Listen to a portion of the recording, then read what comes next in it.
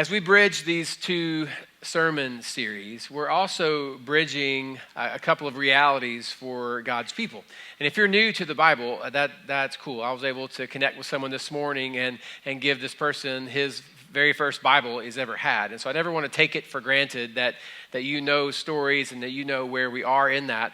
But if you've been with us the last few weeks, we've actually spent the entire summer looking at these 10 rules that God gave his people as they were in the early stages of forming a nation that we now know as Israel. And it's okay if you're a little foggy on all that stuff, but there was a man named Abraham, and God intersected his life and said, Abraham, you're going to be the father of an entire nation, which made no sense to him. But ultimately, there's Abraham and one of his sons, Isaac, and one of his sons, Jacob. And from Jacob, there are 12 sons, and those are the 12 tribes of Israel. And Jacob's name was changed to Israel. So when we talk about the people of Israel during this time, they had no land. There was no, this is Israel, that's Egypt. It's just, that's Egypt, that's where we're going to go. Because they were actually living on a promise that God had made Abraham and Isaac and Jacob years earlier. They didn't have a place that was their own. So they're leaving slavery in Egypt, and they're about to enter into this land of freedom. But in between, where we're bridging today, in between, there's a 40-year period where they no longer stepped foot on the soil of Egypt, but they also never actually stepped foot on the soil of the land that God had promised them. And they're stuck in this in-between. And it's in the in-between where we're going to be today, because next week we'll pick up on what happened next, but we need to understand why they never got there. Why Moses led the people to a point but was never able to get them into that land. So there's this in-between that we're taking a look today. And if you have a Bible, open it up to the book of Numbers. That might be the first time you've ever heard that said in church in your entire life, the book of Numbers. It's the fourth book in the Bible. It's the second book that we usually skip. Leviticus and Numbers, we just kind of tear out and move on. We don't get what's going on there, so we go Genesis, Exodus, let's get to Deuteronomy, and then moving on. But we'll be in the book of Numbers here in just a moment. But as you're finding that, or I guess just opening up your screen, I don't know, anyway. But as you're finding that, to understand what's happening, Moses had gone back to these people in Egypt while they were still slaves and said, God has sent me to lead you out. They said, who are you? He said, well, I'm Moses. This is my family. I still have relatives here. I accidentally killed a guy and ran away 40 years ago, and now I'm back. And they said, well, what are you talking about? Who told you to come get us? Well, God. Who is God? What is God? Which God?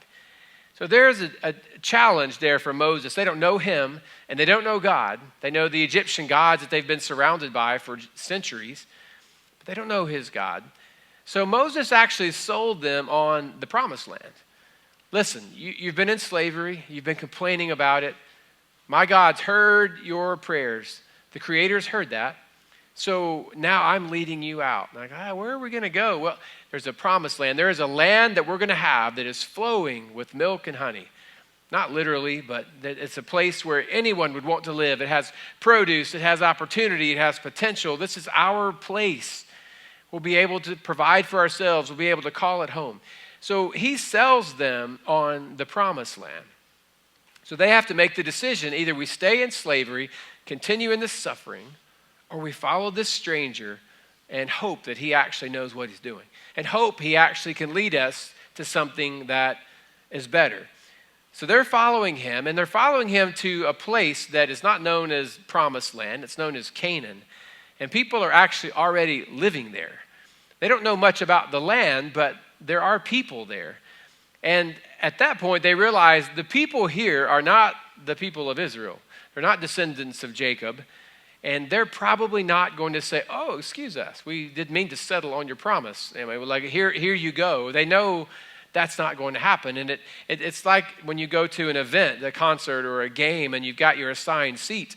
And there's that moment that we always have where there is someone who thinks that this is their seat and someone's already there. And you can kind of watch the thing unfold.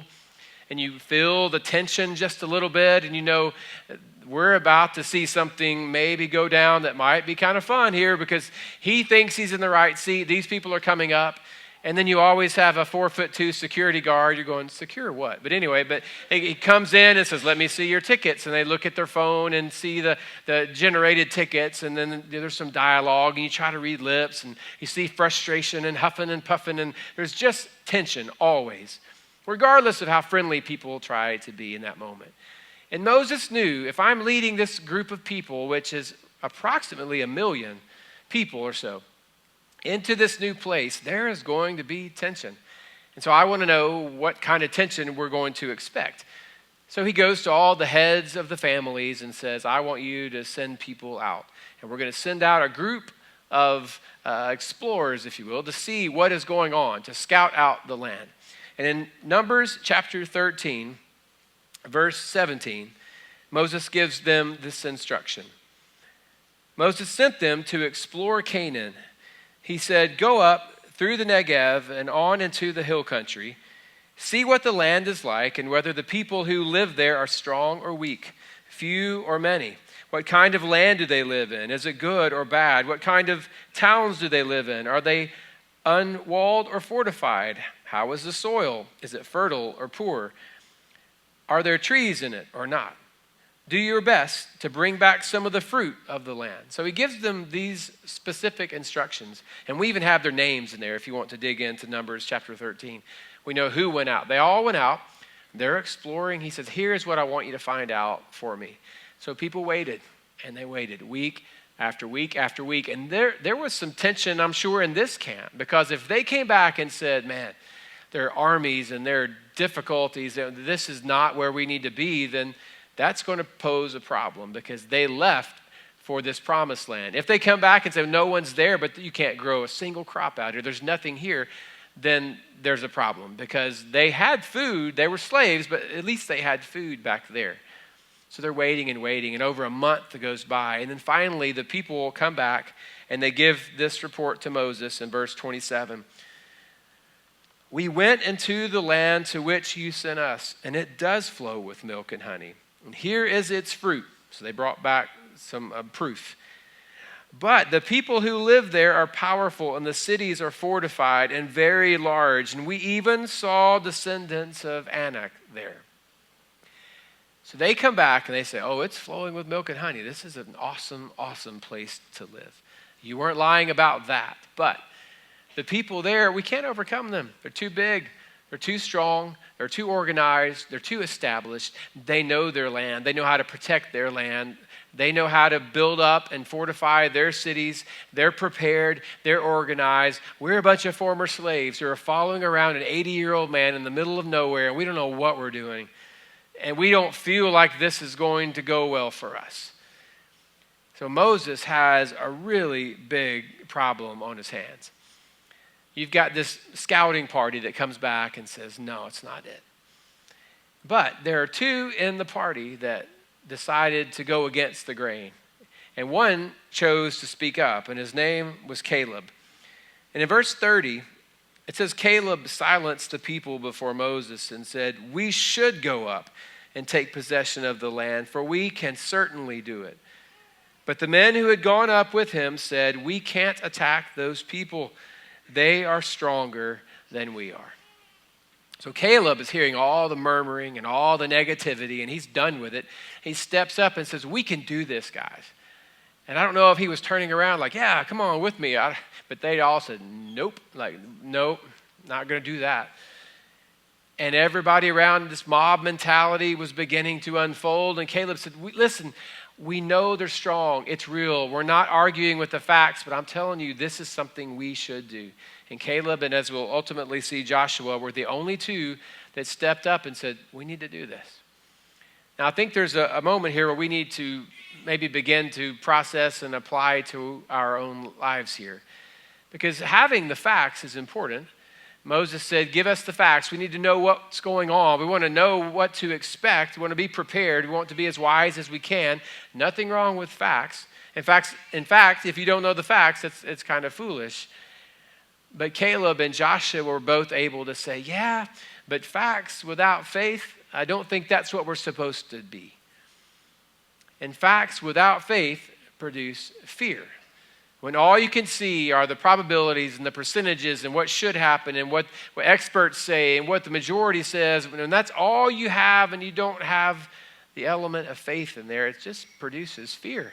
And you get scared. You just begin to look around at all the things and all the stuff. And some of you are living that way right now. You're parents and you are absolutely losing it because you're looking around saying, well, 14% of teenagers are doing this and 38% of teenagers who don't have this do that. And you're looking at all these stats and it's scaring you to death. Some of you are facing your first difficulty as a married person and you look, well, 50 whatever percent of marriages are going to end in divorce and on and on and on. And this percentage of people have this addiction and this percentage of people don't overcome this and this percent. All of the stuff, true facts perhaps. And facts without faith produce fear. And Caleb and Joshua were able to step back and say, but what has God said? What has he called us to? Yes, this is pretty scary and pretty daunting of a task, but what has God said? Because if God has told us that he has a land prepared for us, and then we're to take that land, then yes, the facts are the facts, but we got to roll on and we've got to do this. So Moses has to step back and make the ultimate decision. Now, Moses had the ability to talk with God about what was going on. God had a special thing he was doing with Moses. They would meet together in a place called a tent of meeting, and Moses would meet with God. The people could see stuff. They could see a cloud. They could see fire, but they couldn't hear the voice of God. Moses would do that for the people, and so he had a huge, huge decision to make. So he begins to try to process what's going on. And it says in verse 1 of chapter 14 that night, all the members of the community raised their voices and wept aloud. All the Israelites grumbled against Moses and Aaron, and the whole assembly said to them, if only we had died in Egypt or in this wilderness. Why is the Lord bringing us to this land only to let us fall by the sword? So they began to grumble and complain and get frustrated and angry. He said, we wish we had just stayed there. Wish we would have died back there. It would have been better than this. And it literally says they began to look for another leader who might lead them back to that place. And then they started thinking, what are we going to do with Moses? Let's just stone him and Aaron and Caleb and Joshua and anybody else that's silly enough to want to be a part of this. And so they began to consider at least taking their lives to rid themselves of Moses and all of his talk and all his leadership. So they're trying to figure out what to do, how to process what's really going on around them. Moses spends all night thinking it over, and then God shows up. In Numbers chapter 14, verse 10, it says, the glory of the Lord appeared at the tent of meeting to all the Israelites. And the Lord said to Moses, how long will these people treat me with contempt? How long will they refuse to believe in me in spite of all the signs I've performed among them? I will strike them down with a plague and destroy them, but I will make you into a nation greater and stronger than they. Now, I know we're reading it here kind of cold, but if you go back and reread this, you realize what God is saying is, my plan is going to go on. It's just not going to go on with these people. I'm going to continue my story. I'm going to continue doing what I set out to do, but these guys are not going to be a part of that. Their decisions, their lack of faith, their lack of trust is not going to change what I'm doing. It's just going to change their involvement and their part in it. So his story is going on, and Moses said this can't happen. So he does he intercedes. We call it intercession, where someone goes to God on behalf of someone else. And that was Moses' job. He would go to God on behalf of the people. They would sit back. They could see the cloud fall wherever he was meeting. They could see it going on, but they couldn't hear his voice. But Moses would go talk with God, and in this moment, he went to intercede, and he said, God, you got to have mercy. And he was so bold, he even appealed to God's own reputation. He said, if you don't lead us into this promised land, your reputation is going to be mud. Your name is on the line here. People are not going to respect you, much less us. People are going to mock your name. They're going to think this whole thing we made up. They're going to think this God in a bush thing that I had was not even real, that you're not even walking with me, you're not talking with me. You've got to get us into the promised land. So his way of asking God to help them in this way is in verse 19. He says, in accordance with your great love, forgive the sin of these people, just as you have pardoned them from the time they left Egypt until now. Now, he didn't say that God opened up the doors for us to be able to go into the promised land. He said, I want you to forgive them. And this is what I want us to grasp today. Moses had trouble distinguishing between God's love and God's favor. God's love, God's blessings, God's faithfulness, and God's willingness. For him to get the people into the promised land, his way of doing that was to say, God, you got to forgive them. You got to let them go. You got to have mercy in this moment, please. Because from Moses' perspective, if you forgive these people, then we're going to be in the promised land. Because if we have your favor, then we're going to be able to experience your stuff. And God replied to him and gave him a lesson that you and I think, need to have today. In verse 20, the Lord replied, I have forgiven them, as you asked. Nevertheless, as surely as I live and as surely as the glory of the Lord fills the whole earth, not one of those who saw my glory and the signs I performed in Egypt and in the wilderness, but who disobeyed me and tested me 10 times, not one of them will ever see the land I promised on oath to their ancestors. And that first phrase is interesting. It's as if he almost tells Moses in a laughing way, well, I've forgiven them. That wasn't the question. But so help me, as long as I'm God on this throne, those people will not open that gift that I have. And for Moses, that was, wait a minute, you've forgiven them, but they're still not going to be able, what does that mean? And God helped Moses in that moment understand the difference between his love and his favor. The people were not cut off from God's love. God said, I love you and I'm willing to forgive you at all times, but I'm not playing around. And once I tell you something, we're going to do that. It reminds me of a moment we had as a young family when my kids were younger, to the point where they were in the basket when we went to the grocery store. And the kids were in the basket. My wife was getting all the groceries for the week, the entire load. We're a once a week kind of family. You go get everything, and if we run out, well, you just run out. But we get all the stuff in the basket. The kids are still young enough to, at least one of them was sitting in the basket. I believe I was there. I was just in the electronics section, I guess. I don't know where I was. But my wife tells me the story, and they're there pushing, and she's just throwing stuff into the basket. She's got her list. She has her method. And often I'll say, do you want me to go to the grocery store for you? I still do that today. And there's this weird look, like you just don't know how to do it right. Like that did I get? So I don't know if anybody else has ever had that, but it's not that I don't care about her. She literally did not want me as a part of the story here in Walmart or wherever we were. But she's filling up this basket. She has her way, her plan, her method. It's supposedly quicker, but takes 4 times longer when she goes than me. But anyway, I don't know how, but she has a plan that's apparently it's more efficient.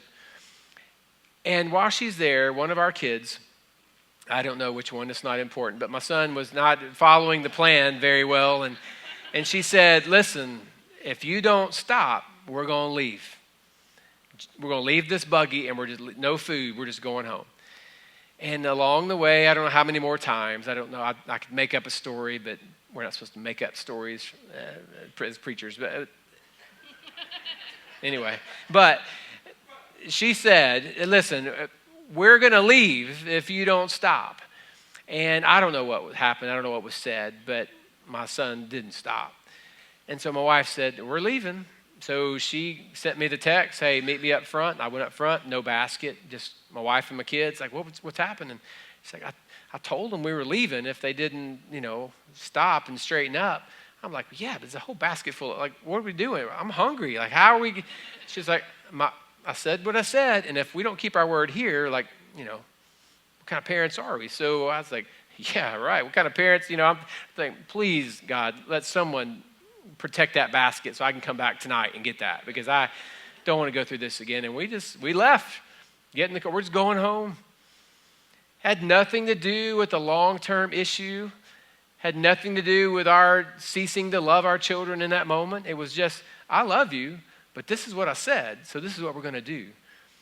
And I think at times we look to God and think, well, God, if you love me, you're going to bless this. If you love me, you're going to forgive this in the way I want you to forgive this, or fix this rather.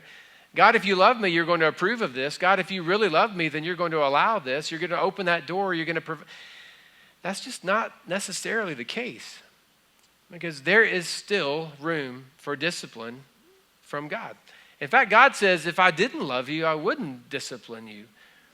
And a difficult reality we have to just process through and deal with as people is that we can be cut off from God's blessing and gifts and favor and still be loved by him unconditionally.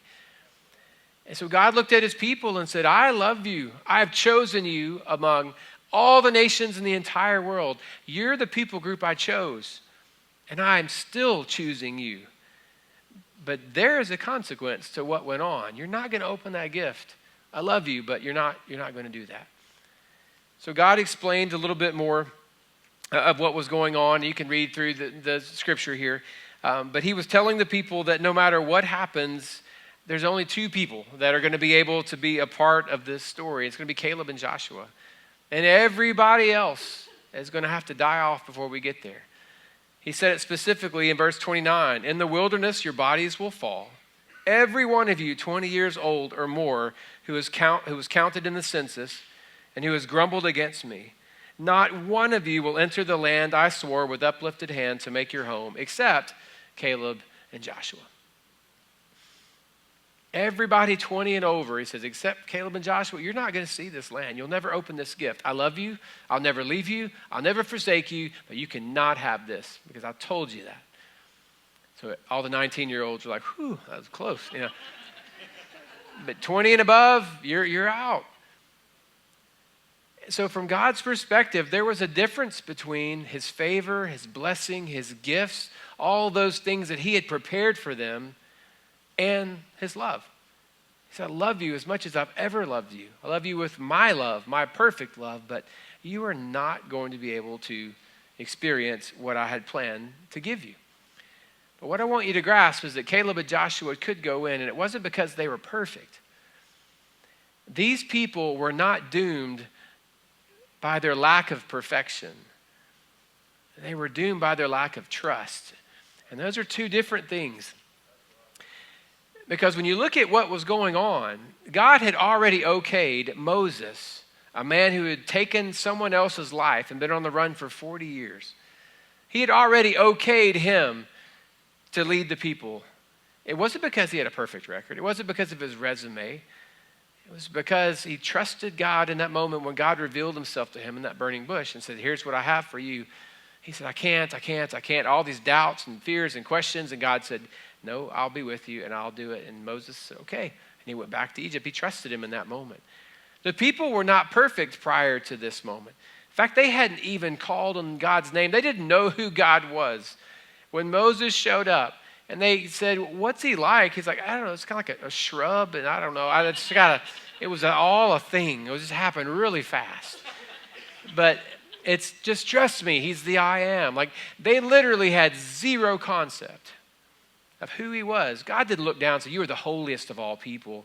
You're so moral. You're so right. He just said, I'm choosing you. You're descendants of Abraham. You're going to follow me. It was not because they were perfect. And ultimately, they weren't kept out of the promised land because of their resume, because of their past, because of the stuff they had done. They were kept out because when they had an opportunity to trust him, they were afraid. And they stepped back and they were unwilling to take the step forward. Now the people did what you would imagine they would do. When Moses came to them and said, okay, here's what God has said. He said, everybody 19 and under, you're going to have to wait till all the rest of us are gone and you will get to go into the promised land, but none of us will. And immediately they're like, oh no, we believe, we're ready to go. Never mind, forget that report, the scouts, like we're ready, we can do this. And Moses said, no, I'm sorry, it's too late. Like you've already made your decision. And we read it this way in verse 39. It says, Moses reported this to all the Israelites. They mourned bitterly.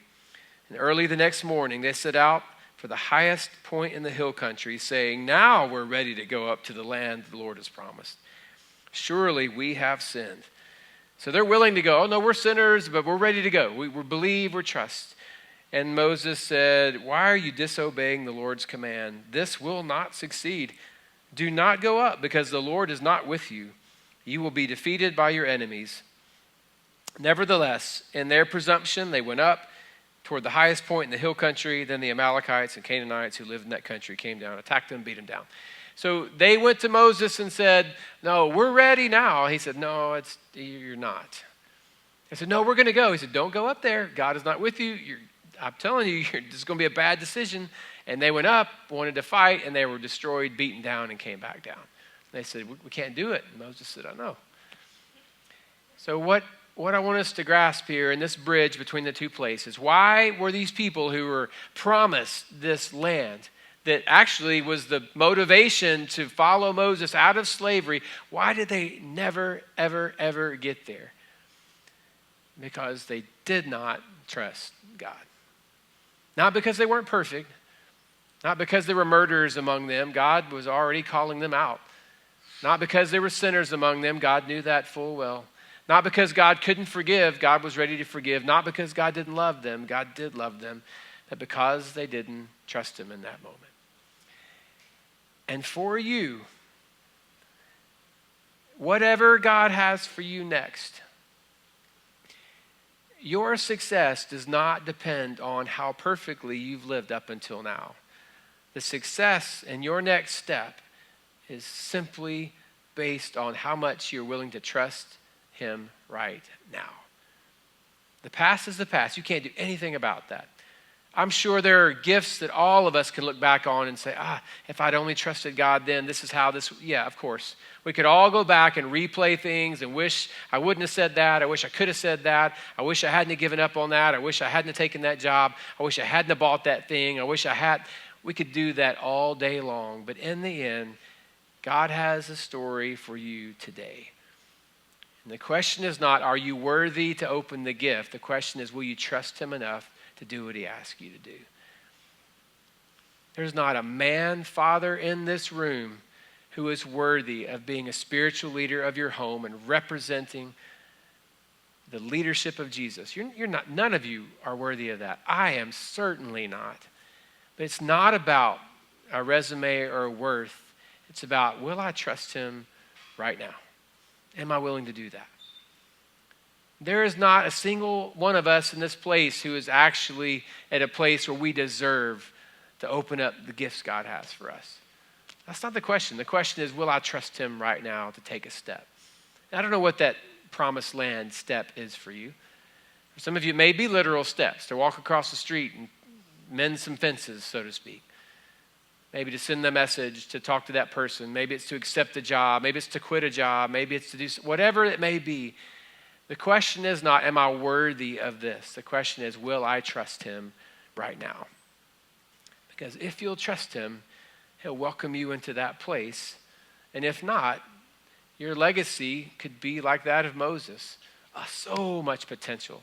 After all that God had covered, that he had done in his past, after all that, he got them to the edge and he never made it across. And my hope and prayer is that for all of you, you just make it across, whatever that threshold is that God has for you. And it won't be because you're worthy, it will be because you trusted him.